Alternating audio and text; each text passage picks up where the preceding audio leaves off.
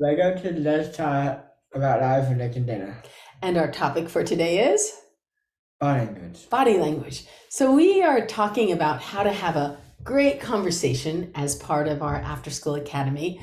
And we have broken it down into two areas. So first, it is what you say, and the other part is how you say it using Body language. body language, because we've seen different numbers, but some statistics show that 85% of what people understand isn't based on the words you use, but on your,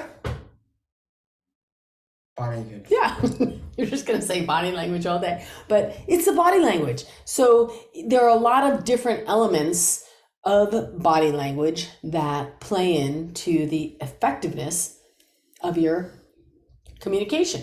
So Nick, what's one that we've already discussed? Eye contact. So eye contact. And when we were talking about that, that was 2 weeks ago, right? Yeah. Okay, so eye contact is just so hugely important. So we talk about that with our adventurers because we want to make sure that they are using a good level of eye contact, but not doing what? What do you not want to do? Still. Yeah. So we talk about the difference between making eye contact in a way that makes sense and staring. So that's one piece of it. What's another part of body language? Gestures. Yeah, gestures. So I am a hand talker. Am I, Nick? Yes. One of your favorite things to do is to make fun of me when I'm using my hand gestures, right? Yeah. So that's another part of body language that we focus on. Name another one. We'll walk through them quickly. Facial expression. Yes. So this is where we talk about the fact that you can be saying one thing, but your facial expression can be communicating a different message. And when we're talking about all the elements of body language, one of the things we're trying to impress upon our adventurers is that it matters. It matters when you're listening and when you're communicating that you are aware of these different pieces that play into communication. So gestures, whether you're making them or seeing them, add to the conversation. What's another one, Nick? Volume. Volume. Oh my goodness, we just did that yesterday. So we learned something interesting. What did we learn? You tell us. About whispering. What did we learn? What was happening with some of our adventurers? Yesterday. What was the issue? They didn't know how to? They didn't know how to whisper. We were fascinated. And we were trying to distinguish between zero volume and emergency help volume. So it's a scale of 0 to 5. And everybody could use their loud voice, and everybody could use their normal inside voice. And some people could use their quiet voice. But what we were finding is that the difference between using your quiet voice and whispering seemed to be really hard, didn't it? Yes. Can you whisper? Yes, I can. Can you talk in a quiet voice? Yes, I can. Yes. So it was fascinating. So the homework for parents, if you're watching this, is to just practice from whisper voice to a quiet voice to a normal voice.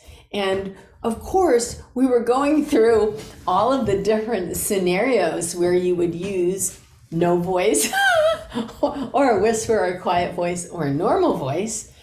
And we were turning to our neighbor to whisper, and no one was whispering. And so I'm very curious next Thursday when we join back together to talk about this, whether people have figured it out. But if you think about it, sometimes when you're working with certain students, it can be something so simple as the difference between a whisper and a quiet voice. But if you've never played around with it or you've never discussed it expressly, sometimes it's just, they're not words or, I guess, skills that are developed.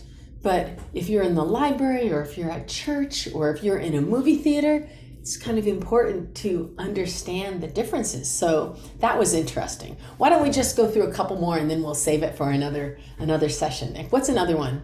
Speed. Speed. So when you are talking, this one is important for me. Why is that, Nick? Am I a slow or a fast talker? Fast. So I get excited about topics. And when I get excited about a topic, I talk about it really fast. And it makes it really hard for learners, our adventurers, to understand me. So when I am teaching class, I have to be very careful to speak at a rate that is natural, but not my super excited fast talk. And one of the interesting things is when we are having trouble understanding what someone is saying, oftentimes what we ask them to do is to slow down. So it really is one of those factors that can make a big difference in how you are understood and how people understand what you're saying. Are there any more you want to discuss today? Personal space. Oh, personal space. Well, personal space is a good one. And that is, we actually take quite a bit of time on that. I think for some people, the idea that there is an appropriate amount of space, usually it's about arm's length, that you're going to stand from somebody when you're having a conversation. Again, if it's not expressly discussed, it's not always something that you consider. What we do in class is we talk about what it feels like when someone is too close. And if it's a family member, you don't feel it. But when I go too close to any of our adventurers, what's their reaction usually, Nick? When I come right up into their face, what do they usually do? What do they do? React. Yeah. How do they react? They go, what? Yeah. You kind of feel like your personal space is being invaded. So we work on that. What else are we working on? Profile. To do what? Profile.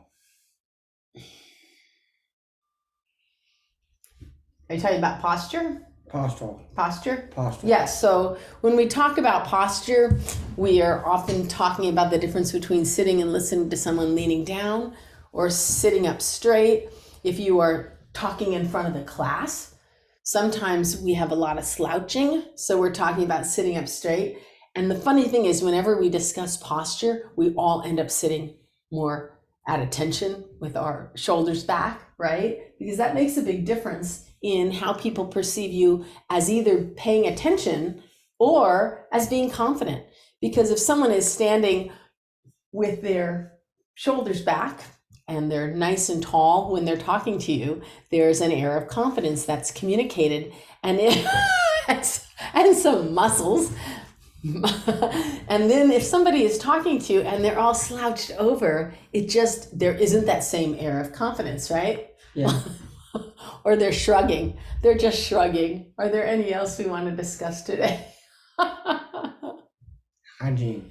Hygiene. So this is actually a big one.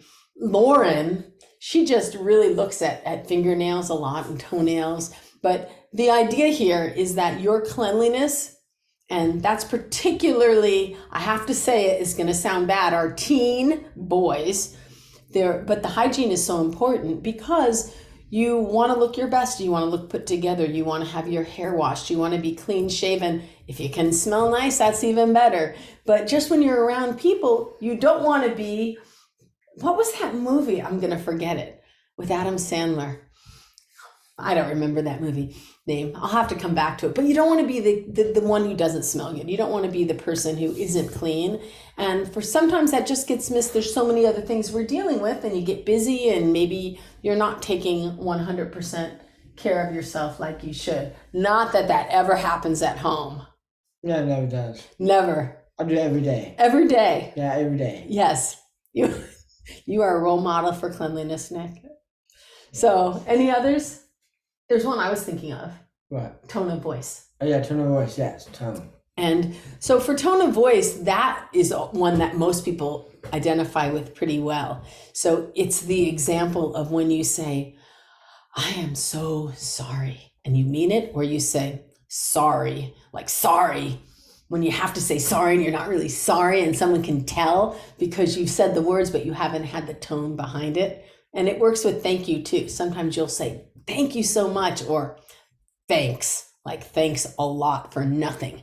And so we work on tone of voice. And so we thought we would just start the discussion with you, in part because it's interesting to deal with body language because it makes you more aware of how you are communicating.